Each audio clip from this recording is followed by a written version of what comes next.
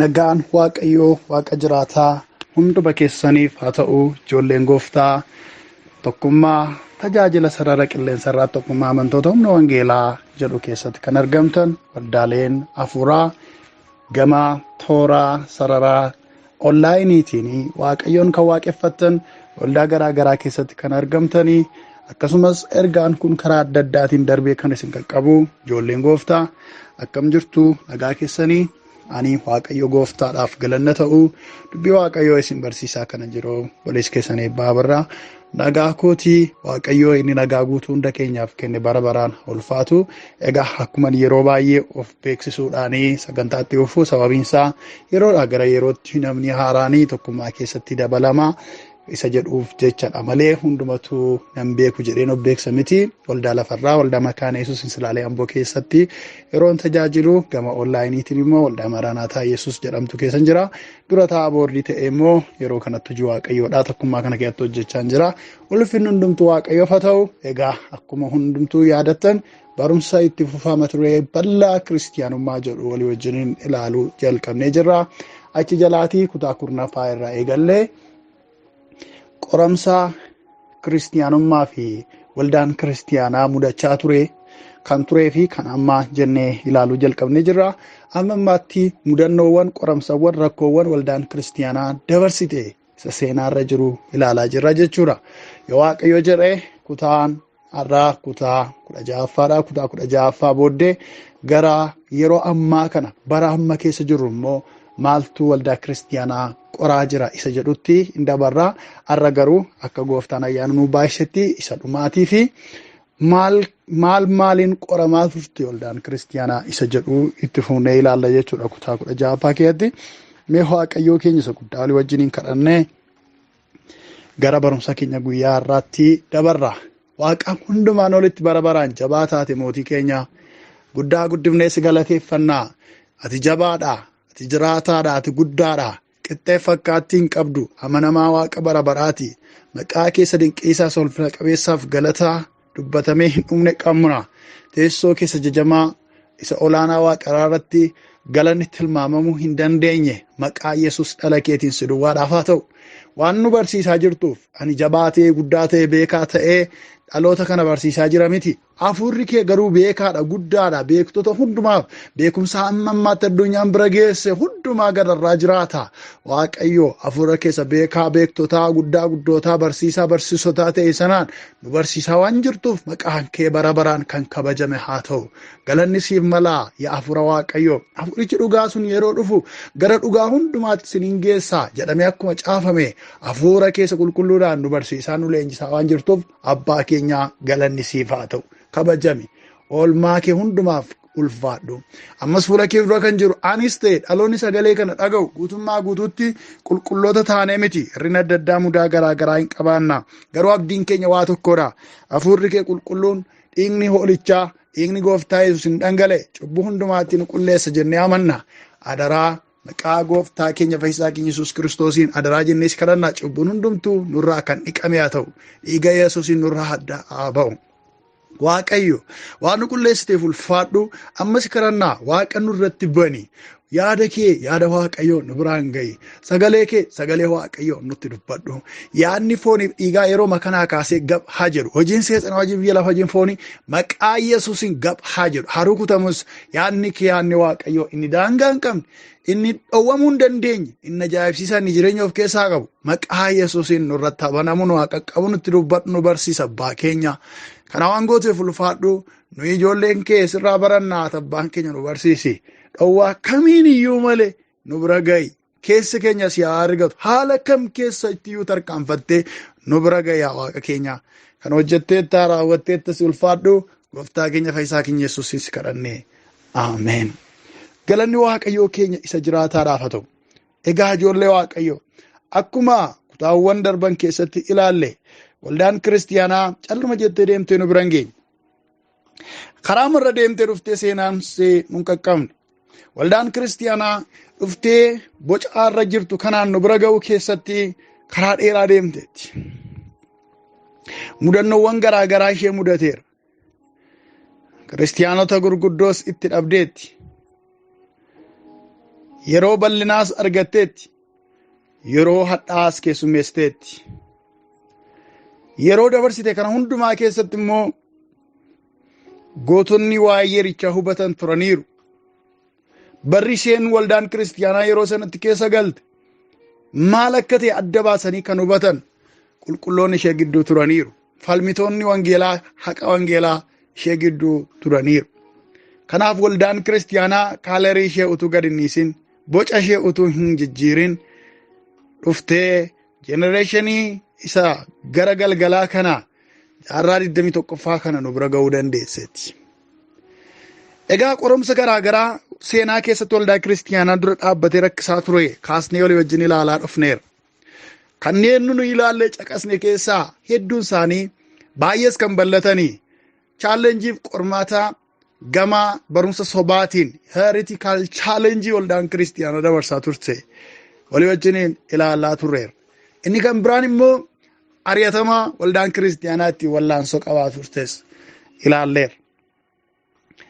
Akkasumas immoo yeroo bal'inaa yeroo dirree wal qixxaataanis chaalenjii ta'e qoramsa ta'e waldaa kiristaanaatti akka inni dhufes ilaalleera. Akkamittiinis akka waldaan kiristaanaa keessa dabartes walii wajjiniin barachaa turreera. Keessumaa kutaa darbe kutaa 15ffaa keessatti kan nu ilaalle waa'ee kanaa ture jechuudha. Kutaa 14ffaa keessatti waa'ee ari'atamaa gosa garaagaraatiin waldaa kiristaanaa irra ga'e ilaallee akkuma turre kutaa 15ffaa keessatti immoo walabummaan yookiis bilisummaan amantaa akkamittiin gufuu waldaa kiristaanaa ta'e akka ture ilaalle. Har'a immoo rakkoo gama geggeessummaa, gama hooggansaa, gama liidarshiippii, gama adiministireeshinii chaalenjii waldaa kiristaanaa irra ture walii wajjiniin ilaalla. Kutaa 16ffaa har'a ilaallu kana keessatti jechuudha. Egaa seenaa keessatti rakkoowwan waldaa kiristaanaa mudachaa turan kan ittiin golamnu kutaa 16ffaa kanadha. As keessatti qabxii 2 ilaaluuf deemna. Inni dura ilaallu gaa rakkoo geggeessummaa waldaa kiristaanaa mudachaa turedha. Seenaa waldaa kiristaanaa keessatti yeroo itti geggeessummaan chaalenjii utuu hin ta'in darbe jira jennee yaaduun dhugaa hin fakkaatu. Yeroo kamiyyuu seenaa waldaa kiristaanaa keessatti rakkoon geggeessummaadhaa inuma mudata. Waldaa lookaal cheerchii ishee addunyaa kanarra iddoo tokko jirtu yoo ta'es waldaa akka addunyaalessaatti jirtu hundumaa keessattis yoo ta'e rakkoon geggeessummaadhaa yeroodhaa gara yerootti hin mudata. Haa ta'u malee seenaa keessatti yerootti rakkoon geggeessummaa olaanaan mudate yeroo kamiidha? Haalli geggeessummaa waldaa kiristaanaa dulloomuurraa kan ka'e umuriin isaa istaayiliin isaa old systemii ta'uurraa kan ka'e qaamoliin tokko qofaanii akka qaama murteessaatti of ilaaluudhaan toorri waldaa kiristaanaa akka dabu yerootti ta'edha. Liidarshiippiin wanti hundumtuu yoonnaa calluma dheetaa liidarshiippiin duwwaa miti, geggeessummaa duwwaa miti. Yoo iddoo tokko duwwaa taa'e abdeet of gochaa hin deemu yoo ta'e hin dullooma. Dullumnis ofii isaatiin jijjiiramadha. Maaliif jijjiirama ta'a? Moofa'ee caccabee kukkufeetu achi bada waan ta'eef inni iyyuu jijjiiramadha. Moofummaan iyyuu jechuudha. Egaa waldaa kiristaanaa keessumaa xumura baraa giddu galeessaa haaromsa waldaa kiristaanaa utuun eegaliin fuuldura yeroo itti geggeessummaan waldaa kiristaanaadhaa toorri geggeessummaa waldaa kiristaanaa dulloomeedha. Seenaa waldaa kiristaanaa keessatti yeroo inni itti dulloomee toora ittiin deemaa dhufte, karaa ittiin deemaa dhufte kaayyoo ishee waldaan kiristaanaa yeroo dagatteedha. Yeroon kunis yeroo kam yoo jenne yeroo itti qaamoleen murtaa'e duwwaan kan jennu warra kan Phaaphaasiin faan fakkeenyaaf kanneen akka Phaaphaasii Roomaa waldaa Kaatolikii Roomaa keessatti har'allee akka addunyaatti illee dhageettii guddaa kan qaban Phaaphaasotadha. Isaan kun duwwaan waldaa kiristaanaa keessatti pozishinii olaanaa qabaachuudhaan qaama murteessaa ta'uudhaan wanti isaan jedhan duwwaan akka isaan yaadanitti murtaa'uu fi adeemuun kaayyoo waldaan kiristaanaa hundooftee fi adeemsa waldaan kiristaanaatti gatii baasaa dhufte irratti dhiibbaa fide kallattii gadhiisise hin dabe jechuudha. Yeroo sana keessa akkuma kutaawwan yeroo bilisummaa amantaa keessatti ilaalle sana mootonni waldaa kiristaanaatiif iddoo kennuu jalqaban. Liidarshiippii keessatti Phaaphaasii ta'uun, biishooppii ta'uun, paatriyaarkii ta'uun, luboota ta'uun, barsiisota wangeelaa ta'uun, jaarsa waldaa ta'uun yeroo itti mootummaa biratti iddoo namaa kennisiisu ta'ee argame. Kanaaf namoonni dhimma geggeessummaa waldaa kiristaanaa ija hafuuraatiin ilaaluu dadhabanii ija fooniitiin iddoo argachuu, bakka argachuu, fudhatama argachuu, jaallatamummaa, faayidaa argachuu, qarshii argachuu keessaan ilaaluu eegalan. Kanaaf kaayyoon waldaan kiristaanaa hundoofteef hin dagatame. Namoonni kompitishinii isa dhimma biyya lafaatti goran, wal dorgommee siyaasaa, wal dorgommee taayitaatti goran. Kanaaf keessumaa ammoo Phaaphaasiin warra Roomaadhaa bakka bu'ee warra ergamoota akka Phexros faatti of ilaaluu jalqabe. Phexrosiin faa, Phaawulosiin faa bakka kan buune nudha, nu warra Phaaphaasiidha. Kanaaf waldaa kiristaanaa keessatti sagalee guddaa kan qabu, namni murteessaan, qaamni murteessaan, wanti inni jedhe hojiirra kan oolu, Macaafa Qulqulluu keessaa dubbisuuf hadhiisu, garaa isaattis yaadee fidu namni sitti himu, wanti Phaaphaasiin jedhe duwwaan hojiirra ooluu qaba, murtaa'uu qaba jedhanii yeroo itti of ibsantu dhufe. Dhimmi kun waldaa kiristaanaatiif kufaatii isa hamaa ta'e. Sababiin isaa waldaan Waaqayyoo hafuura Waaqayyootiin hoogganamti. Dambiin qajeelfamoonni adda addaa waldaa kiristaanaa keessatti barbaachisoo akkuma ta'ani, mariin walii wajjiniin mari'atanii tokkummaadhaan waa murteessuun, kallattii gaarii qabachuun akkuma jirutti ta'ee giddugaleessii fi hoogganaan qajeelfama kennaa kan hoogganu hafuura qulqulluudha. Gooftaan Yesuusis waa'ee isa kanaati kan inni dubbate. Hafuurichi dhugaa sun yeroo dhufu gara dhugaa hundumaatti isin hin geessa, dubbii koo keessaa fuudhee isin hin yaadachiisa, isin hin barsiisa jedhee waa'ee dhufaatii hafuura qulqulluudhaa Gooftaan keenya Yesuus Kiristoos yeroo inni itti dubbate hin yaadanna. Kanaaf waldaa kiristaanaatiif qajeelfama guddaa kan kennu, pirinsipilii yookiis qajeeltoo adeemsaa kan toora galchee baasuuf seera tumee kan kennuuf hafuura qulqulluudha. Garuu bara kana keessaa yeroo amma seenaa keessatti jennu kana keessaa iddoon hafuura qulqulluudhaaf jiru, olaantummaan hafuura qulqulluudhaaf kennamu hin dagatame, gadi bu'e. Caalaadhumatti namoota warra olaantummaadhaan geggeessantu iddoo qabate. Kanaaf jecha waan sagalee Waaqayyootiin mormuufaa murteessuutti ka'an. Seenaadhaaf akka tolutti ijaarsa guddaa Room keessatti ijaaruudhaaf, waldaa kiristaanaa baay'ee guddaadhaaf, seena qabeessa ta'e ijaaruudhaaf karoorfatanii ka'an. Yeroo itti ijaaruudhaaf ka'anitti garuu hanqinni maallaqaa isaan mudate. Galii sassaabbiin isaan barbaachise. Galii sassaabbii kanaa amantootarraa waan guuranii gaafa dadhabani maal jechuutti ka'an? Namni yoonnaa maallaqa kenne, yoo waraqaa ittiin darban nu harkaa fudhate, sun immoo baasii irratti hundaa'eeti. Waraqaa indaljeensii jedhamtu jechuudha. Ishee yoo fudhate yeroo du'u mootummaa Waaqayyootti kanaan darba. Akka har'a namni biyya tokko gara biyya tokkootti darbuudhaaf paaspoortiin isa barbaachisu, akkuma kana paaspoortii yookiis viizaa godhee kan namni itti fayyadamu gara biyya kan biraa keessatti bilisummaadhaan darbuudhaaf mootummaa Waaqayyootiif akka viizaatti kan isin gargaaru indaljeensii kanadha, waraqaa maallaqaan bitamtu kanadha jedhanii barsiisutti ka'an. Kanaaf toorri barsiisa kiristaanummaa inni Yesuus karaadha, dhugaadha, jireenya isaan yoo ta'e malee eenyullee gara abbaa dhaquu hin danda'u jedhee kan Gooftaa Yesuus barsiisee of dudduubatti dagatamutti ka'e jechuudha. Inni irraanfatame jechuudha. Duubatti ilaalame jechuudha. Kanaaf amma ammaaraachii wayii argame, karaan filannoon argame. Innis maallaqaan waraqaa ittiin darban sana bitatanii mootummaa Waaqayyootti galuun hin danda'amadhanii barsiisutti ka'an. Kana duwwaa miti, isin warra lubbuudhaan jirtan duwwaa utuu hin taane, firoonni keessan warri du'an iyyuu yeroo isin addana maqaa isaaniitiin maallaqa laattanii achiiti iddoo purgaatorii jedhamtu bakka lubbuun isaaniitti gidduu mootummaa Waaqayyootiif gidduu gahannam gidduu bakka turtii bakka jirtu sana keessa utaaltee mootummaa Waaqayyoo keessa seenti lubbuun isaanii jedhanii barsiisutti ka'an. Keessumaa akkas jedhu yeroo addanaa maallaqa maqaa haadha keeshee duutee jirtu sanaatiin bittee qodaa buusii keessa saantii ati buutu korkor jettee kishkisheetti yeroo isheen keessa buutu lubbuun harmee keetii immoo purgaatorii keessaatii utaaleetu mootummaa Waaqayyoo keessa lixa jedhanii namoota goyoomsutti ka'an. Barsiisaa baayibelikaal baakgiraawundii hin qabne, hundee bu'uura macaafa qulqulluu kan hin qabne barsiisutti ka'an. Rakkina kana kan fide maal yoo jettani leadershipii dadhabaan jiraachuudha. Hoggansi dadhabaan jiraachuudha.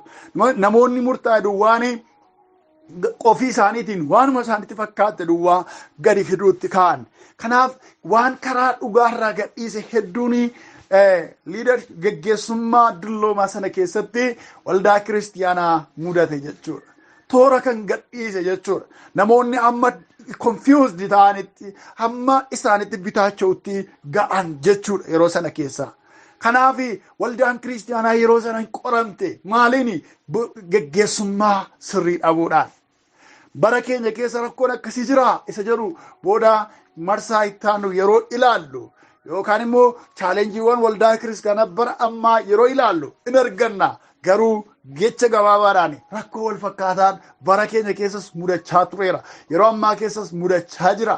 Rakkoon geggeessummaa hamaan jiraachuun waldaan kiristiyaanaa kallattii ishee qabattee dhufteen itti fufuudhaaf yeroo isheen itti gaaffii keessa galte yoo jiraate bara nu amma keessa jiru kanaa wajjiniinis wal fakkaata jechuudha. Akkuma jaarraa 16ffaa naannoo gara jaarraa 17tti yeroo darbaa jiran barri haaromsaa jala bultii jala ga'ee jiru yeroo sana keessa waldaa kiristiyaanaa akkuma mudate jechuudha. Waaqayyo gooftaan nu gargaara. Egaa waldaan isheen nu fuuldura turte suni rakkoo kana calluma jettee simatte kun seenaa keenyadha.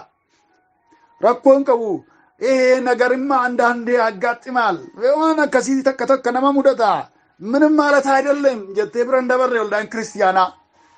Waldoonni kiristiyaanaa namootumti amantoonni waldaa keessa jiran tajaajiltoonni namoonni isaan hin beekne xiyyeeffannoo illee hin qaban posiishinii yookiis taayitaa magaarii illee warri hin qabne waldaa kiristiyaanaa keessatti gaaffii kana kaasuu eegalan. Deebii waldaan kiristiyaanaa yeroo sana laatte Paappaasii jedhanii sagaduudhaan ittiin fufne. Hoggantoota tajaajiltoota abeeta jedhanii sagaduudhaan ittiin fufne. Namoonni kun sirrii miti jedhanii barsiisanii isaan gidduu turan. Warri nuyi apolojistoota jennu. Warri nuyi falmattoota haqa wangeelaa jennee waa'ee isaanii kanaan duras ilaalaa turre gaaffii kaasuu eegalan. Namoota keessatti barsiisa fiduutti ka'an. Faallaa warra sanaa barsiisutti ka'an. Booddee dubbichi gaafa ijaaf ijatti dhufu namni akka Maartin Luuter maal godhe falmii isaa ijaaf ijatti godhe. Teessisii yookiis qabxiiwwan ijoo falmii isaatii qabxii 95 dogoggora amma waldaan kiristiyaanaa bara sana keessa turte kan sirriitti calaqqisiisu baasuudhaan dhaqee balbala yookiis keenya mana qulqullummaa irratti maxxanse. Fuuldura akka namni argutti poosti godhe yookiis hin maxxanse akkas namoonni ilaalanii dubbisanitti kaa'e. Inni kun ofiishaalii yookiis immoo karaa ifaan haqaaf falma wangeelaaf jecha jalqabuusaa agarsiisa. Inni kun isarratti ari'atama gurguddaa fide. Bakka jiraatu dhabee mana nama dhuunfaa keessa mataa isaa miliqfatee akka inni jiraatu ta'e. Sima tokkichaan waldaan kiristiyaanaa waaqayyootu nama nuu kaase. Maartin Luutertu nuu ka'e jettee harka walitti hin reebneef ari'atama gurguddaatu isa mudate.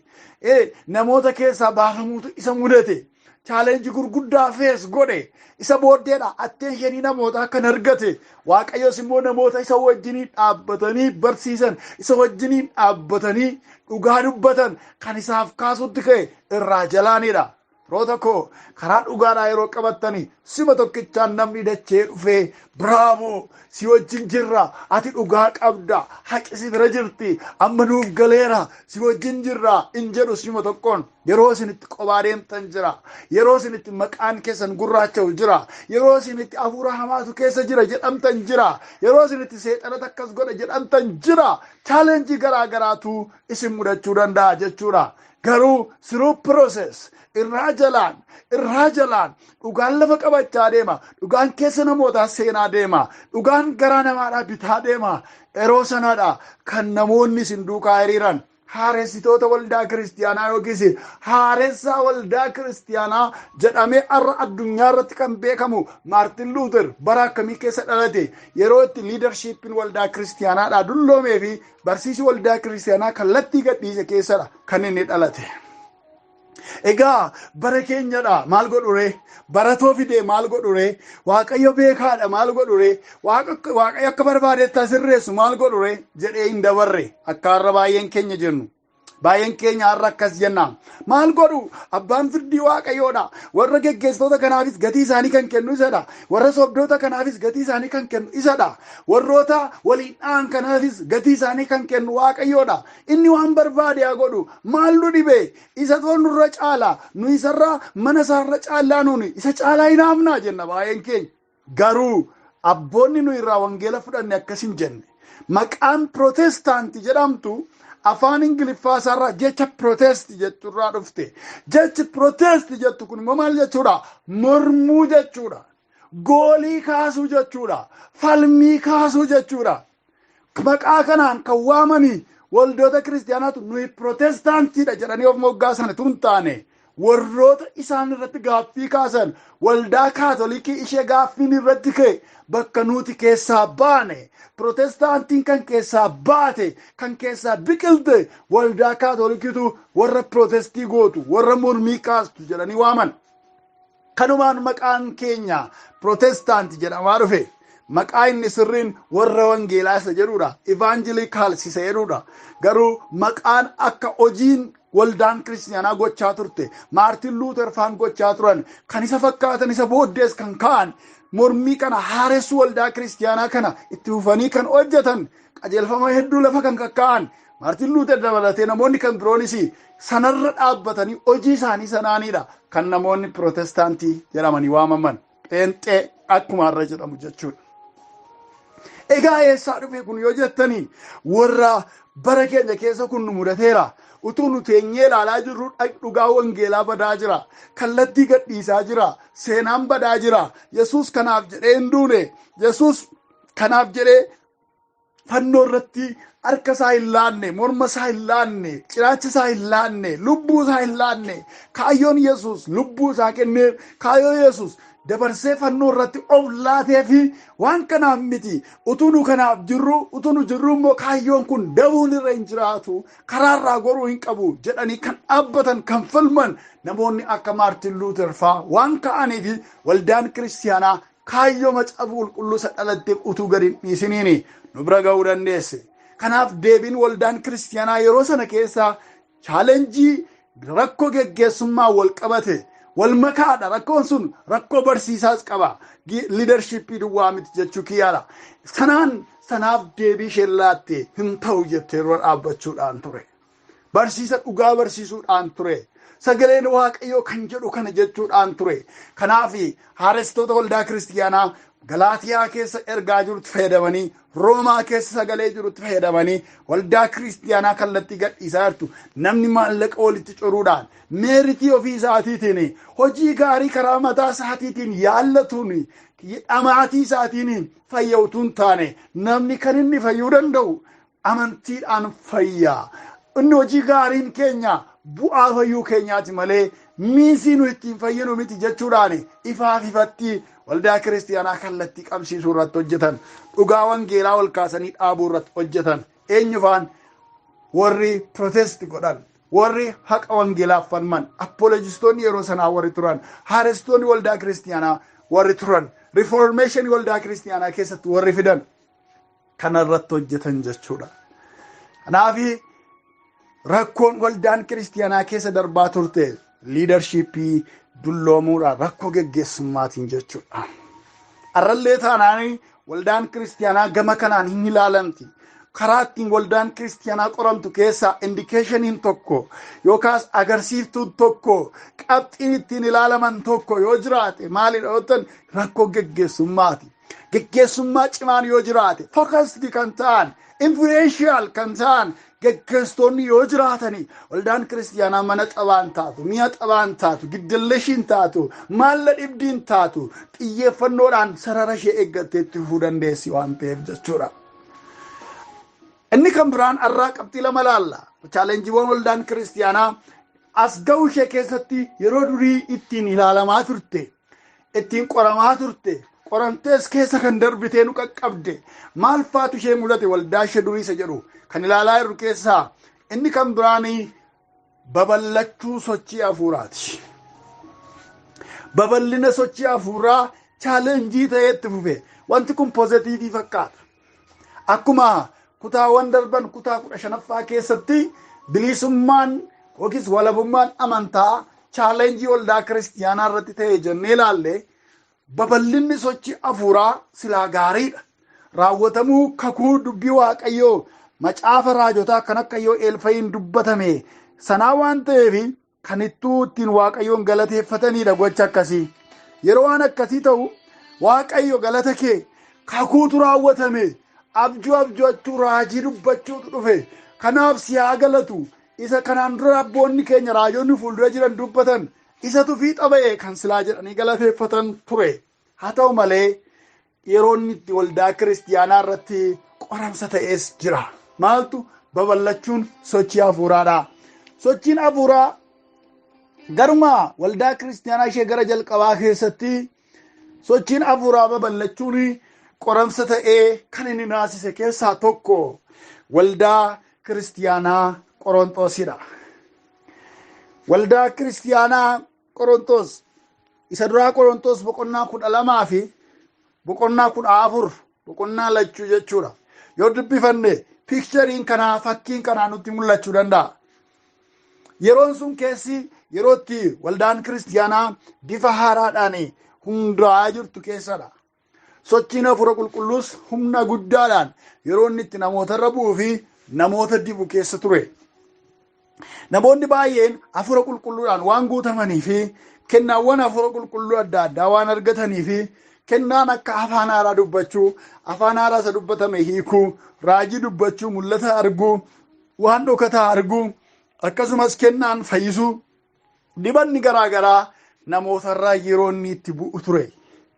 Kanaaf inni kaan faarfannaadhaan, inni kaan lallabaan, karaa adda addaatiin, kaan immoo kennaa dachaadhaan yeroo itti argatan ta'ee ture waldaa Qorontoos keessatti. Kis waldoota warra gara jalqabaa keessaa kan Qorontoos barreeffame dubbachaa irra malee waldaa tokko duwwaa mudate jechuu keenya miti. Egaa rakkoon yeroo sana mudate sochiin hafuuraa ofii isaatiin qormaata ta'eetu hin taane sochii hafuuraa babal'ate sana haandil gochuutu qormaata ta'e. Qabuu akkaataatti qabanitti fayyadaman isatu rakkina guddaa ta'e. Waldaa Qorontoos keessatti jireenyi gadhiisiin jireenyi ulfina Waaqaaf hin taane qoramsa ta'e akkuma ture.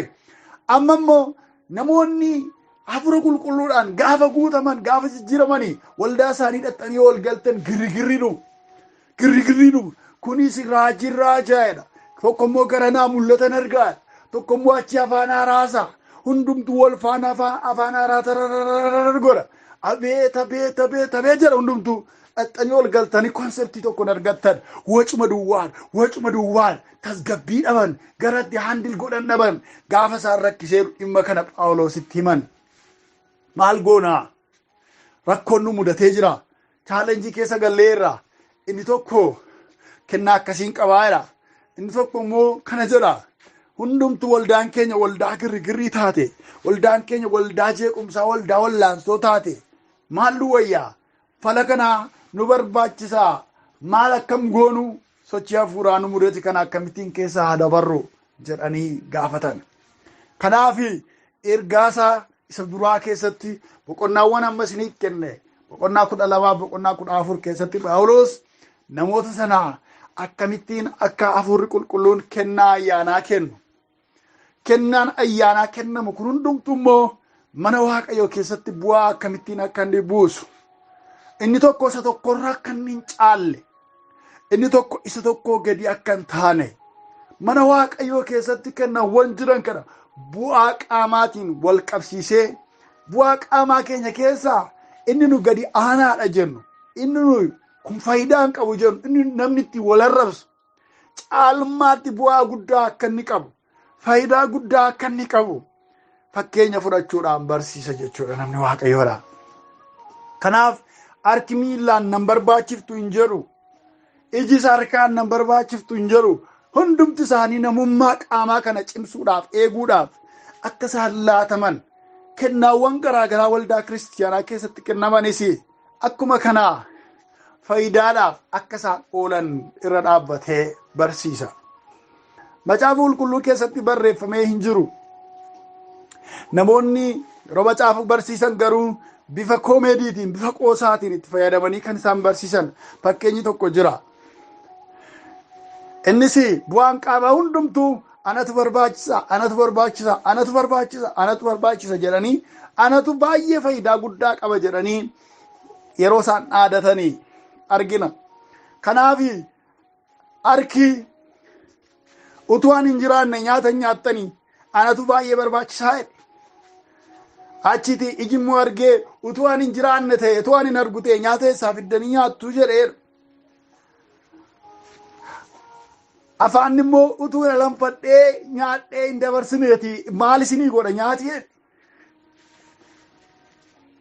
Garaan immoo isa isin nyaattan kana utuun hin qabne ta'e, utuun hin baanne ta'e maal isinii godha nyaati jedhe. Hundumtuu anatu jira jedhan. Kanaaf kan isaan gadi buusanii tuffatanii kun faayidaa hin qabdu, kun hunduma keenyaa gaditti faayidaa hin qabdu jedhanii tuffatanii karaa ittiin namni bobbaafa'udha. Karaa ittiin namni bobbaafa'uuni ati namni yeroo baay'eetti wal arrabsa, maaloo haadhoke, maaloo baake manaamin jedhetti wal arrabsa. Akkuma kana qaamonni warri kaanis kan faayidaa hin qabne, kan waa tokkoyyuu nuuf dhimma guddaa hin buusne karaa namni ittiin bobbaafa'u kana duwwaadha jedhaniitu irra kaa'an. Zimmettee mateesse isheen ana caala, ana barbaachisa, ana hunduma keessan caalaatti faayidaa qabas hin jenne zimmette. Iji samma fakkaree, arrabni samma dubbatee, ilkaannis akkasuma, harkis dubbatee, garaanis fakkaree, hundumtuu nyaata isaanii nyaatanii ana caala jedhanii booddee karaa ittiin bobbaan ba'u hin cufattee jedhu. Cufattee nyaatiin nyaatama hin ba'u. Ijin ilaalee nyaata hin fidaa, inuma darbaa, garaanis hin baata hin ba'u. Gidduutti namichi hin bokoke. Qaamni namichaa kun hin bokoke. Maaliif hin barbaachiftutti hin jettaniitu waan ta'eef karaan ittiin bobba'an suni hin cufatte garaa ishee. Karaa ishee gaafa cufattu an hojii qabu, hojii koo gadi buustaniittu jedhanii waan ilaalanii jiraniif jechuudha. Namichi bokokee duudhaaf gaafa jedhu qaamolee warri kaan deebisanii dhiifama gaafatanii ati lakkii hunduma keenya caalaatti faayidaa qabda. Kosiin kun ba'uutu irra jiraata. Ati baay'ee qaama barbaachisaadha jedhanii akka namicha jireenyatti hambisanii fakkeenya fudhatanii yeroo barsiisan jira. Fakkeenyi kun kolfuudhaafis namatti tola. Garuu caalaatti faayidaa guddaa ergaa guddaa irraa qabna. Tarii faarfannaan faayidaa hin qabu jennee yaaduu dandeenya. Yookiin immoo lallaba kana maaliif ittiin yeroo qabu gaafa lallaba mana ribanna qaba jechuu dandeenya. Yookiin immoo nama gorsa qabu tokkoon gorsa itti ka'e immoo jechuu dandeenya. Yookiin immoo namicha raajii kun waan raajii maaliiti ofumaa odeessa jechuu dandeenya. Yookiin immoo ankoo hunduma isaanii caalaa cimaadha. Utuu waldaa kana keessa hin jiraanne ta'e waldaan kun hin kufti. Anumatu nama sirriidha, anumatu tajaajilaa cimaadha jennee kan keenya leellisuu dandeenya. Garuu Waaqayyo kana hundumaa yeroo kennu iddoo isaatti faayidaa qaba. Mana koo keessatti bu'aa buusa jedhee kenna malee isaati.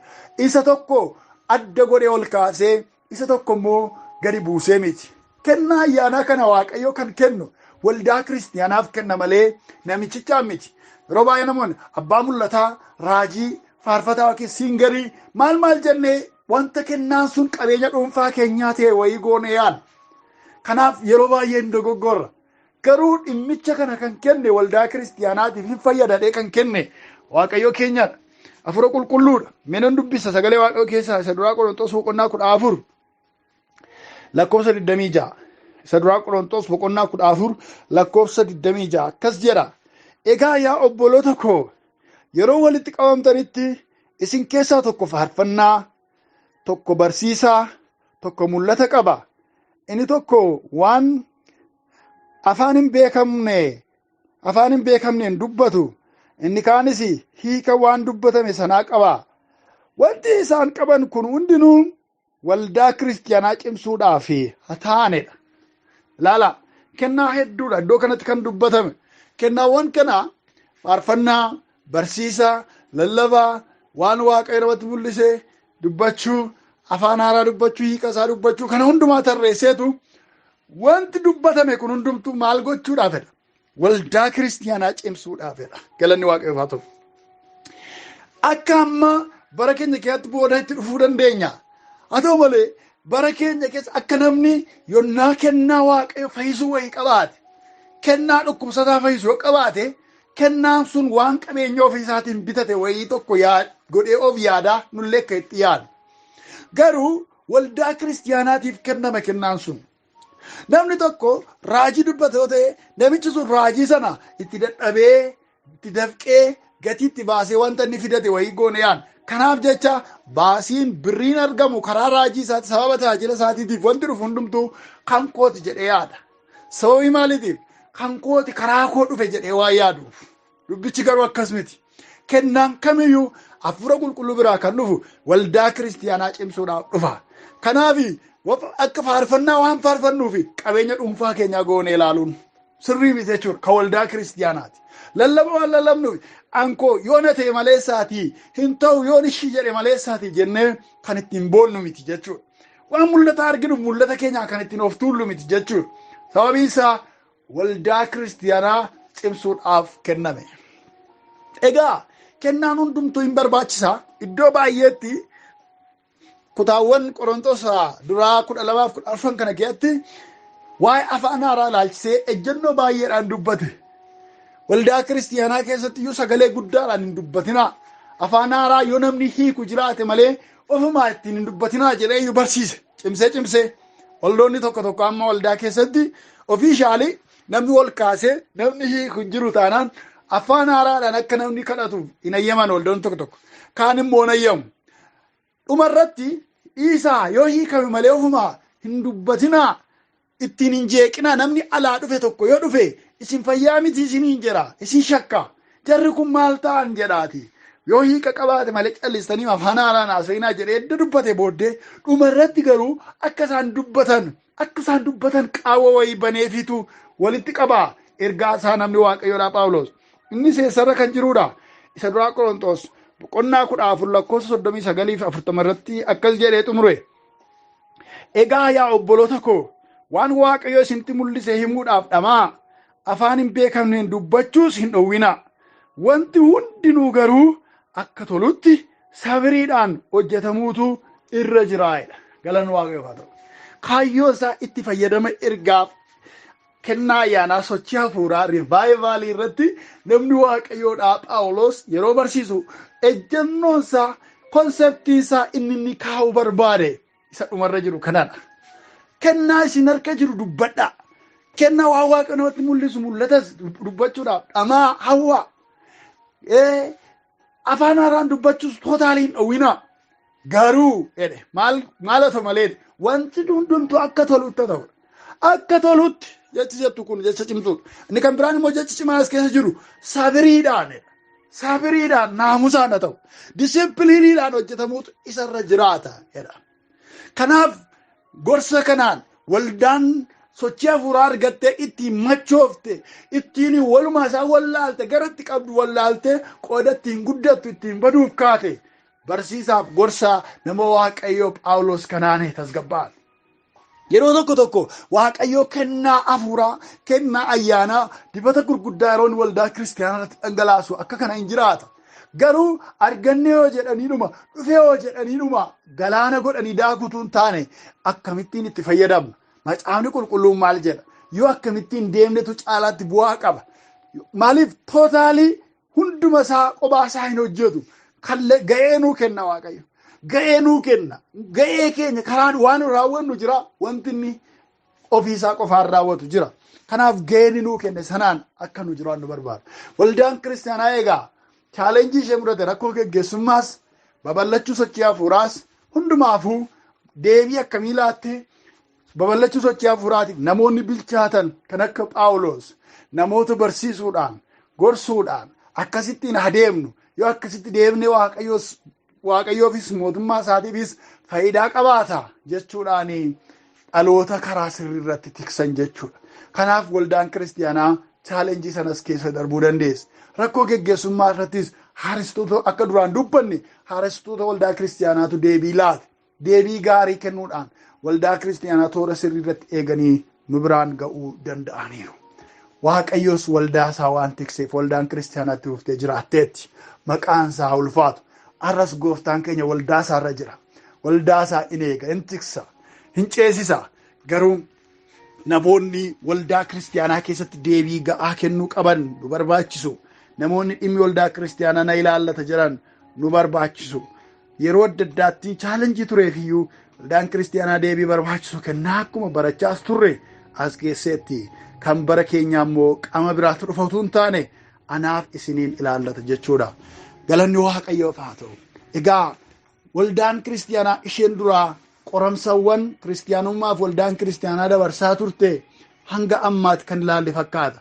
Guutummaa guutuutti hunduma isaa ilaallee fixne jechuu miti. Warroota gurguddoo seenaan waldaa kiristaanaa yaadatuu fi waldaan kiristaanaa macaafni qulqulluun nutti himu kan ittiin waldaan kiristaanaa ilaalamaa turte keessaa warroota ijoo ilaalleerra. Qoramsaa irraa yookiis kan bara kanaa waldaan kiristaanaaf kiristaanummaan keessummeessaa ittiin rakkachaa jiran immoo maal akka taane kutaa 17 eegallee ilaalla. Barumsa keenya gara dhumaatti fidaa jirra. Garuu baay'ee ammallee jabaachaa iddoo xiyyeeffannoo barbaadurra ga'aa jirra. Akkuma kutaawwan darban keessatti isinitti dubbachaa ture. Yeroo gaaffii isinitti ta'u amma barumsi kun dhumutti hin eegina. Gidduudhaan kara keessaa dhuftanii waan kana irratti naaf hin galle waldaa keenyaaf hin galle nuuf ibsi jettanii gaafachuun gaariidha. Booddee walirra tuulamaa gaafa deemu dagachuu dandeessu. Kan hafuurri Waaqayyoo isiniif galcheef immoo hafuuricha kabajamu. Gooftaa keenya waliin galateeffanneetu kutaa 16 asumarratti goolabna. Waaqa bara baraa guddaa mootii waaqaaf lafaa si galateeffannaa. Hafuura keessa dinqisiisaadhaan nu wajjin waan jirtuuf nu sooraa nu barsiisaa nu leenjisaa waan jirtuuf ergaan kee karaa kanaan dhalootaati uummatti bira ga'aa waan jiruuf maqaan kee haa kabajamu oololluuf jedhi abbaa keenya. Laa akkuma ati nu barsiifte kanatti dhaloota kana gidduutti iddoo hirrinni jiru iddoo qaawwi jirutti deebii kennuudhaaf warra ga'an warra yeroo hundumaa qophaa'anii argaman akka taanuuf hafuura kee isa qulqullaadhaan nu gargaar nu jajjabeessi. Waldoota kiristaanaa sagalee kana baratan jajjabeessi. Geggeessitoota sagalee kana dhaga'anii raabsan jajjabeessi gargaar. Ogummaan kee biraa hin hafin. Ayyaanni faraarri kee ittiin hir'atin. Hunduma keenya wajjin ta'i. Dhuma keenya bareechi. Sitoof laanneerraa hamaattama jaajitti nu laatiin galgalli keenya haa bareedu. Maqaa gooftaa maqaa Yesuusitiin. Ameen. Waaqayyo isin haa eebbisu. Egaa geggeessitoonni duraan dursanii